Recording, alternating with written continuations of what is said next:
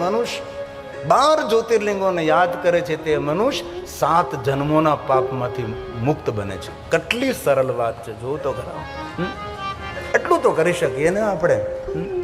ભલે પ્રાતકાલ ભગવાન મહાદેવને યાદ ન કરી શકો, મધ્યાહને ભગવાન મહાદેવને યાદ ન કરી શકો, સંધ્યા સમય તો ભૂલા વગર મહાદેવને યાદ કરવા જોઈએ. જે મનુષ્ય સંધ્યા સમયે ભગવાન મહાદેવને યાદ કરે છે તેની જીવનની સંધ્યા મંગલમય બને છે. જીવનની સંધ્યા એટલે વૃદ્ધાવસ્થા, બુઢાપો. દરેક માણસના જીવનમાં સંધ્યા આવવાની છે. ઘણા વૃદ્ધાશ્રમનું નામ હોય છે સંધ્યા આશ્રમ. જર્જરિત થવાનું છે શરીર, આજ નહીં તો કાલ, હર કોઈ વ્યક્તિના જીવનમાં.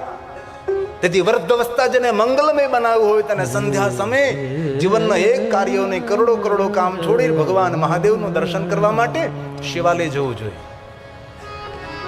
કોઈ ગામ એવું નથી જ્યાં ભગવાન મહાદેવનું શિવાલય નથી. પણ ઘણા માણસોને આત્મકલ્યાણ કરતા વિશેષ અનેક કામો હોય છે. આત્મકલ્યાણની તેને કોઈ પડી જ નથી. જે થવું હોય થાય. જે ઝેર પીને મરી જાય તેને આત્મઘાતી તો કહેવાય, પણ ખરેખર આત્મકલ્યાણ માટે કોઈ કામ નથી કરતો, કોઈ સત્પ્રવૃત્તિ સત્કાર્ય નથી કરતો, તેને આત્મઘાતી કહ્યો છે. એ પોતાની હત્યા કરનારો માણસ છે. જે સત્કર્મ નથી કરતો, એ પુણ્યકર્મ નથી કરતો, સેવા નથી કરતો, યજ્ઞ નથી કરતો, પૂજા અર્ચન નથી કરતો, ભગવાનનું દર્શન નથી કરતો, સજ્જનોની પ્રશંસા નથી કરતો, બ્રાહ્મણોને વંદન નથી કરતો, સાધુ સંતોની આમન્ય નથી રાખતો, એ મનુષ્ય આત્મઘાતી છે. એ જીવતો હોય તો પણ તેને મરેલો સમજવો. આપણા દરેકના ગામમાં ભગવાન મહાદેવ બિરાજે છે અને શંકર ભગવાન 24 કલાક તમારી રાહ જુએ છે. કોઈ પણ માણસ કોઈ પણ સમયે ભગવાન શિવજીનું દર્શન કરવા માટે જઈ શકે છે.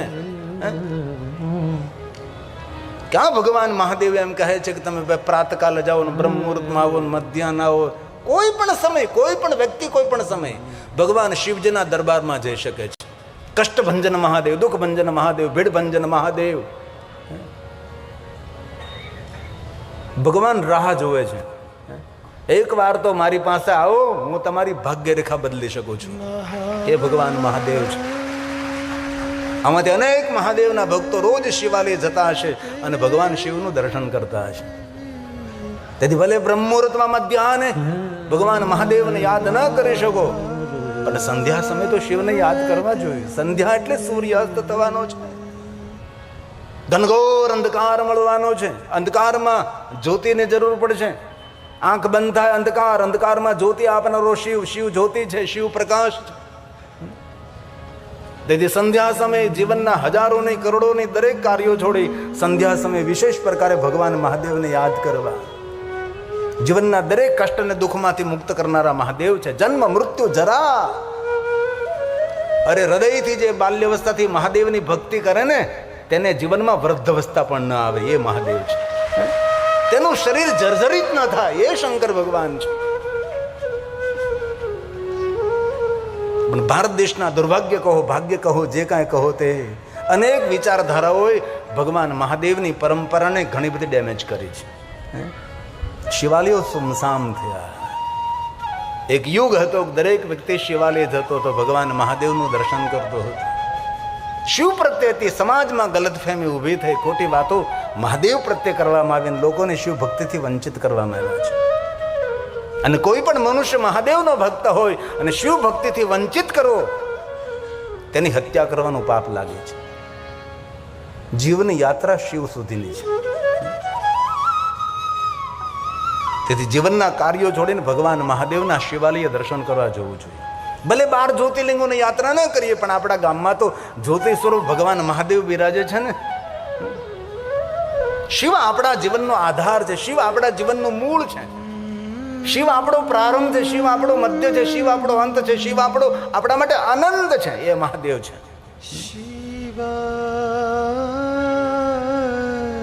ભગવાન મહાદેવના અનેક જ્યોતિ સ્વરૂપો છે.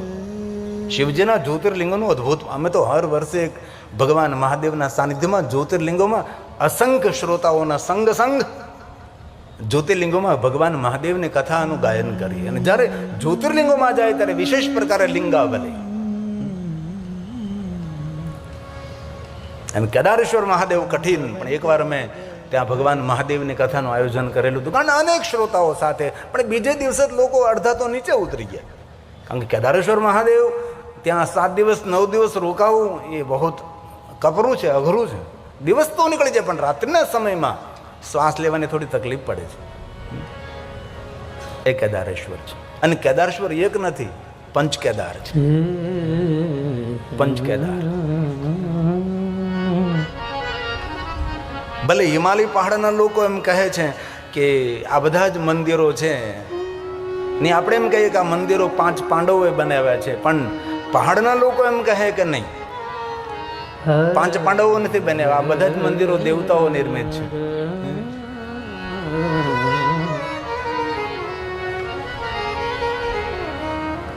અમે 1 વર્ષ પહેલા કેદારેશ્વર મહાદેવ કથાનું ગાયન કરવાનું હતું, પણ અમારા જજમાનની થોડી સ્થિતિ, આમ શારીરિક સ્થિતિ થોડીક યોગ્ય નહીં હતી, તેથી અમે ઉખી મઠમાં કથા કરી. ઉખી મઠમાં જ્યારે કેદાર બંધ થાય ત્યારે તેની કેદારેશ્વર મહાદેવની પૂજા ઉખી મઠમાં કરવામાં આવે. ઉખી મઠ એટલે સાચું નામ ઉષા મઠ, અનિરુદ્ધ અને ઉષાના વિવાહ સ્થાન, જ્યાં માનધાતાની તપસ્થલી છે. ઓમકારેશ્વર મહાદેવ, ભગવાન મહાદેવ ત્યાં બિરાજે છે. ભૈરવજી છે, અતિ સુંદર દિવ્ય સ્થાન છે. ઉખી મઠમાં કથાનું ગાયન કરેલું હતું. અને કેદારેશ્વર મહાદેવના પૂજારીના ઘરે જ અમારું નિવાસસ્થાન હતું.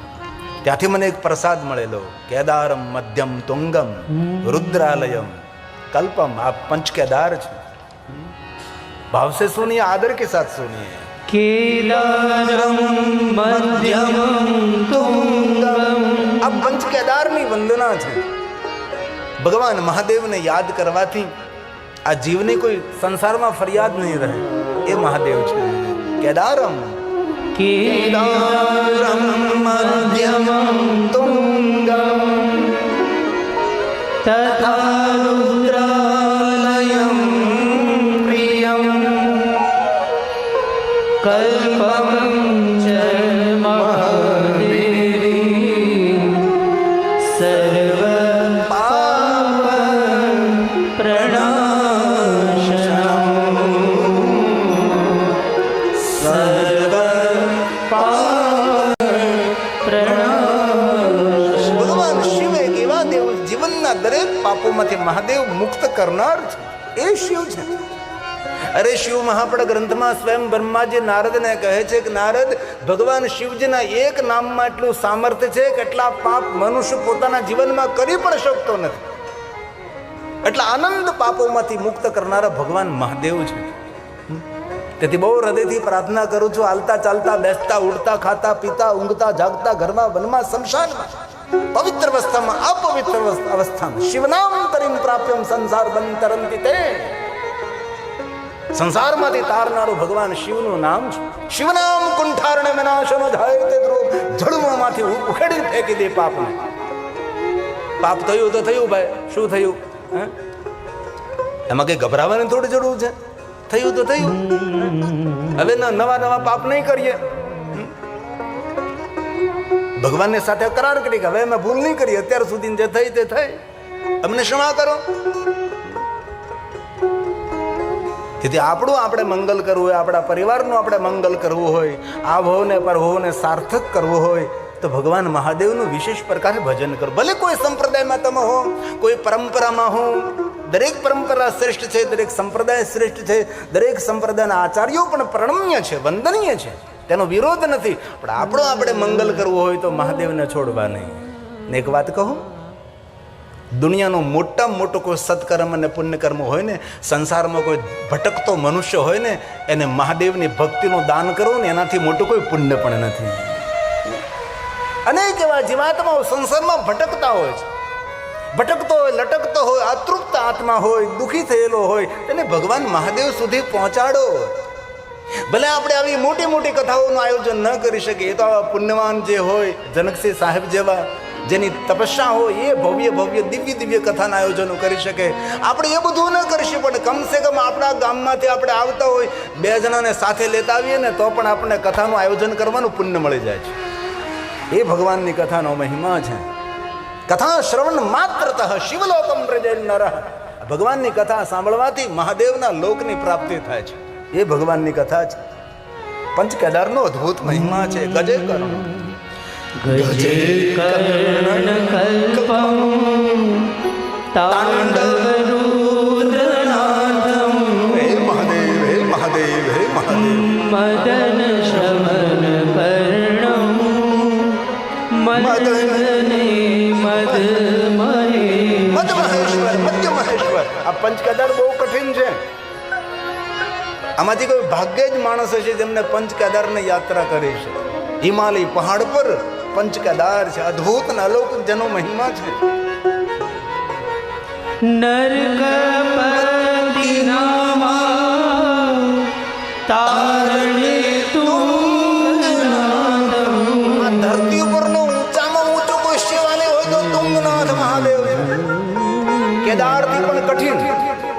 કેદારેશ્વર મહાદેવ તો સરળ છે યાત્રા, પણ કેદારથી પણ અતિ કઠિન તુંગનાથ મહાદેવ છે. ધરતી પર અનેક મોટા મોટા મંદિરો, અનેક વિચારધારાઓ, અનેક સંપ્રદાયોના હોઈ શકે છે. સુવર્ણથી મઢેલા મંદિરો હોઈ શકે છે ધરતી પર, પણ ગૌરવથી કહી શકાય છે કે આ ધરતીનો ઊંચામાં ઊંચો કોઈ શિવાલય હોય તો મારા મહાદેવનું તુંગનાથ મહાદેવનું શિવાલય છે. એ શિવ છે, એ મહાદેવ છે. જયતિ જય જય જ્યોતિર્લિંગ કેદારનાથમ. જયતિ જય જય જ્યોતિર્લિંગ કેદારનાથમ. ભગવાન કેદારેશ્વર મહાદેવની યાત્રા કરવી આદિ જગદગુરુ શંકરાચાર્ય મહારાજનું નિર્વાણ સ્થાન છે. આદિ જગદગુરુ શંકરાચાર્ય મહારાજની વાત સમાધિ સ્થાન છે, જે અમારી પરંપરા છે. અમે લોકો 10 નામી ગિરી પુરી ભારતી વાન રણ તીર સાગર સરસ્વતી 10 નામાની નમો. અમારું કામ શું છે ભાઈ? શિવ ધર્મનો પ્રચાર પ્રસાર કરવો અમારું કાર્ય છે. શિવ ધર્મનો પ્રચાર પ્રસાર કરવો નહીં, શિવ ધર્મની અવસર હવે રક્ષા પણ કરવી. આ 10 નામાનું કાર્ય છે. અવસર મળતો ક્યારેક કેદારેશ્વર. પહેલા તો કેટલું કઠિન હતું, પગદંડી હતી. હવે તો કેટલો સુંદર માર્ગ બની ગયો, કેટલો સુંદર રોડ બની ગયો છે. હમણાં સાંભળ્યું છે હવે તો હેલિકોપ્ટરની પણ યાત્રા છે. સંપન્ન માણસોએ જવું જોઈએ કેદારેશ્વર મહાદેવ. હવે તો સાંભળ્યું છે કે સરકારશ્રીએ પરમિશન આપી છે, રોપવેની પણ વ્યવસ્થા થવાની છે. રોપવે એટલે ઉડન ખટોલા. આટલી સરળ યાત્રા બની જશે. અને બધા તીર્થોનું કાંઈ ને કાંઈ સુંદર ડેવલપિંગ થવા લાગ્યું છે. 2009માં જ્યારે કાશી વિશ્વનાથ મહાદેવ કથા કરવા ગયો હતો, અમારું કાશી વિશ્વનાથ 40 ફૂટમાં હતું. અત્યારે વર્તમાનમાં 400 ફૂટમાં કાશી વિશ્વનાથ મહાદેવ છે. આટલી દિવ્યતા, આટલી ભવ્યતા છે. તીર્થોમાં કે હલન ચલન થઈ રહ્યું છે, તીર્થોમાં કંઈ નવનીકરણ થઈ રહ્યું છે. આપણા માટે ઉત્સાહ અને ગૌરવની વાત છે. કાંઈ સારું થઈ રહ્યું છે. કેદારલિંગમ ચૌદારલિંગમ કેદારલિંગમ ચૌદારલિંગમ. એ કેદારેશ્વર મહાદેવ શ્રી શૂલપાણી ભવદુઃખભાજમ. ભવના દુઃખમાંથી મુક્ત કરનારા ભગવાન કેદારેશ્વર મહાદેવ છે. કેદાર પીઠે શુર પૂજિતાત્મા દેવતાઓથી પૂજિત ભગવાન કેદારેશ્વર મહાદેવ. કેદારનાથમ મનઃ સ્મરામિ. કેદારનાથમ હૃદય સ્મરામિ. એ ભગવાન કેદારનાથ છે. અવસર મળે તો શરીર તમારું સશક્ત હોય, શરીર બરોબર ચાલતું હોય તો વહેલી તકે કેદારેશ્વર મહાદેવની યાત્રા કરી લે. પછી સૂરજ ઢળે ને પછી કાંઈ ન થાય. આપણી પાસે સંપૂર્ણ શરીર તંદુરસ્ત છે, સશક્ત છીએ આપણે. આવા કઠિન યાત્રાઓ કરી લેવી જોઈએ. બાકી એકવાર શરીર જર્જરિત થાય પછી કાંઈ થતું નથી. આપણો પલંગ હોય ને, ત્યાંથી ઘરનો દરવાજો 1 યોજન દૂર લાગે અને બુઢાપો કહેવાય અને વૃદ્ધાવસ્થા કહેવાય છે. સુવાનો પલંગ હોય ત્યાંથી આપણો ઘરનો દરવાજો 1 યોજન દૂર લાગે, આને વૃદ્ધાવસ્થા કહેવાય. અને દરેકના જીવનમાં એ અવસર આવે છે. પણ એટલું યાદ રાખજો, જે બાલ્યાવસ્થાથી મહાદેવની ભક્તિ કરે છે એના જીવનમાં કોઈ વૃદ્ધાવસ્થા ના આવે. અંત સુધી એ થનક થનગનતો રહે, આહલાદિત આનંદિત રહે. ચિદાનંદ રૂપમ શિવોહમ શિવોહમ. એ શિવ છે, એ મહાદેવ છે.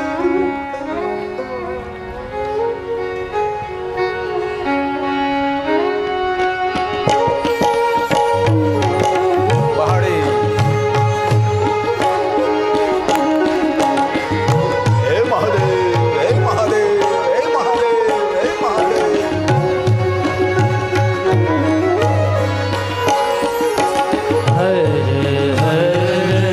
હર મહાદેવ.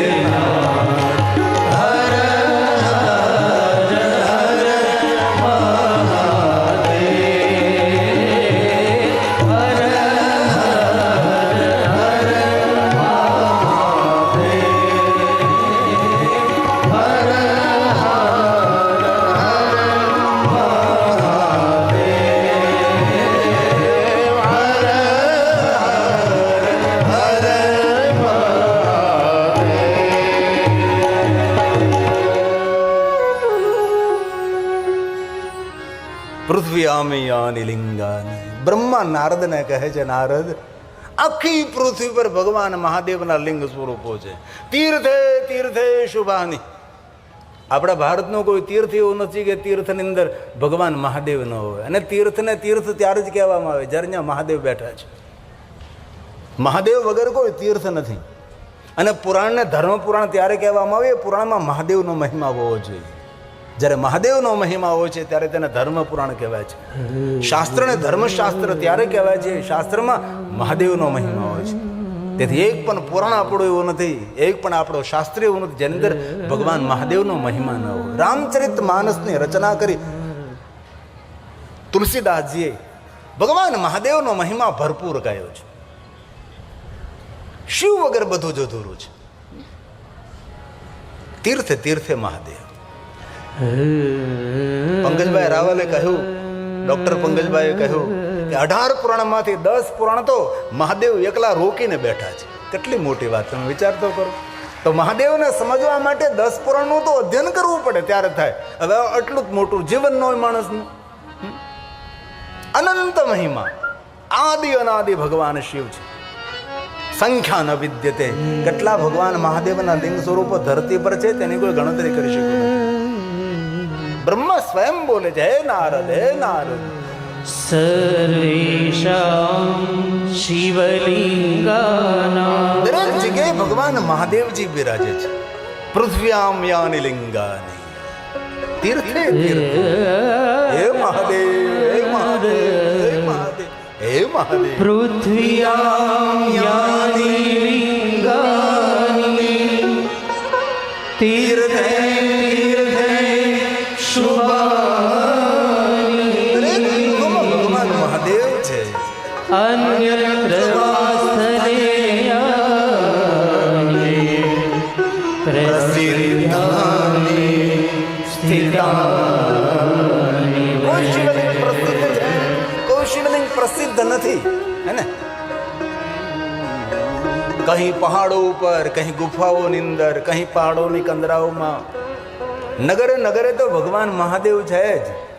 ભારતની કોઈ નદી એવી નથી જે નદીના તટ ઉપર ભગવાન મહાદેવ ન બિરાજતા હોય. દરેક નદીના કિનારે કોઈને કોઈ જગ્યાએ ભગવાન શિવ બિરાજે છે.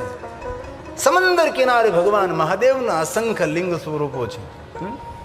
અને જે નદીનું ઉદ્ગમ સ્થાન હોય અને એ નદીને મળતી હોય, અથવા કોઈ સરોવરને મળતી હોય, અથવા સમંદરને મળતી હોય, જે નદીના 2 કિનારામાંથી એક પણ કિનારા પર કોઈ પણ જગ્યાએ શિવાલય ન હોય એ નદીનું પાણી ન પીવાય. અને જે ગામમાં શિવાલય ન હોય ગામનું પાણી ન પીવાય. અને જેના ઘરમાં શિવ પૂજા ન હોય એ ઘરનું પાણી ન પીવાય. અને જેના મુખમાં શિવનું નામ ન હોય એનું કોઈથી મુખ ન જોવાય. ઘણા લોકો શિવથી વંચિત રહ્યા, શિવથી દૂર રહ્યા છે. બ્રહ્મા નારદને કહે, સર્વેષામ શિવલિંગાનાં મુને. દરેક જગ્યાએ સર્વેષામ સર્વેષાં શિવલિંગાનાં. હે મુનિ નારદ, મુને સંખ્યા ન વિદ્યતે. અત્યાર સુધીમાં કોઈ ગણતરી નથી કરી શક્યું કેટલા શિવલિંગ છે ભાઈ. બ્રહ્માજીએ ઊંચા કરી દીધા, કોઈ ગણતરી ન કરી શક્યું કેટલા શિવલિંગો છે. સર્વલિંગામયી ભૂમિ સર્વલિંગામયં જગત સર્વલિંગામયં જગત. આખું જગત ભગવાન મહાદેવનું લિંગ સ્વરૂપ. જેટલા શિવલિંગ ધરતી પર છે એટલા શિવલિંગ પાતાળમાં છે, એટલા સ્વર્ગમાં છે.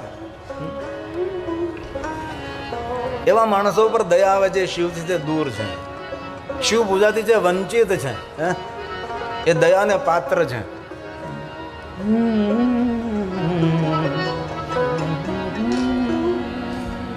આપણા ગામમાં ભાવનાથ મહાદેવ તો છે જ, પણ અમે મનોરથ કર્યો છે કે આ કથા આપણને મળી છે સંકલ્પ શરી બ્રહ્મલીન બ્રહ્મનિષ્ઠ સદગુરુ દેવશરી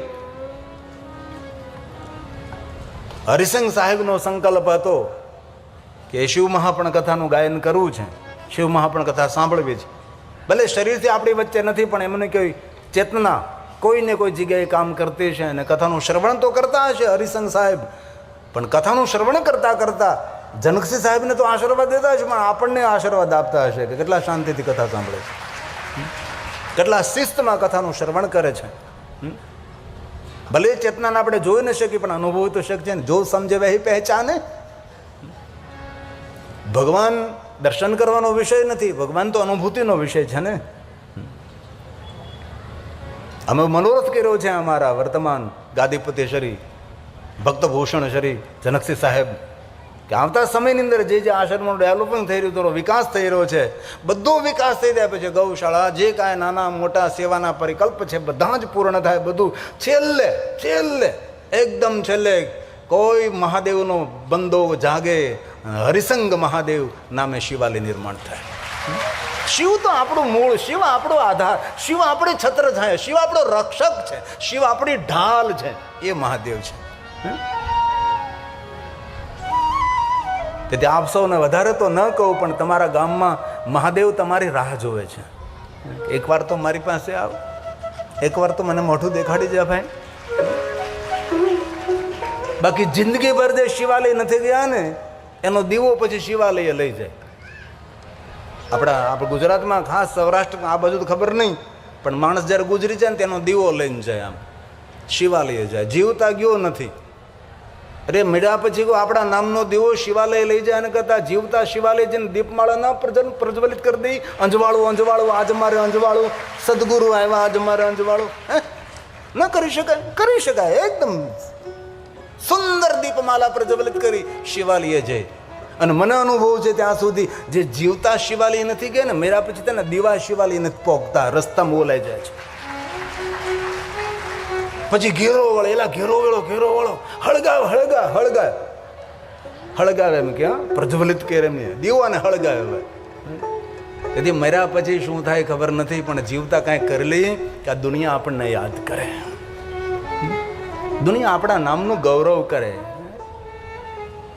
કાંઈક તો આ જગતની અંદર ભલે કાંઈ લાવ્યા નથી, કાંઈ લઈ જવાના નથી, એ સાચી વાત છે, પણ કાંઈક દઈને તો જાય આ દુનિયાને.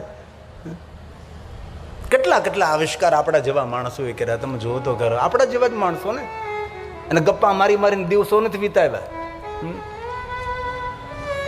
વ્યર્થ વાતો કરી કરીને, વ્યર્થ વિચારો કરી કરીને, મિટિંગો કરી કરીને, સભા. હું પણ યાર જીવનનું મૂલ્ય તો સમજો તમે. આ દુનિયાને બધું અપાય, જીવનનો મૂલ્યવાન સમય કોઈને ન અપાય. કેટલા કેટલા આવિષ્કારો આપણને આ બધું મળ્યું છે, આપણા જેવા માણસોએ સંશોધન કર્યું છે. આ કોરોના કાળમાંથી એટલી મોટી રક્ષા થઈ એ કોને કરી છે? સારા ડોક્ટરોએ આપણે રક્ષા કરી છે, એમને સંશોધન કર્યું. દિવસ રાત્રિ પ્રયોગ કરતા રહ્યા અને વેક્સિનની શોધ કરીને આપણા સૌની રક્ષા થઈ. તેથી વાસ્તવિક જીવનને સ્વીકારો, વાસ્તવિક વાતને સ્વીકારવાનો પ્રયાસ કરો. કાલ્પનિક દુનિયામાં આપણે જીવવાની જરૂર નથી.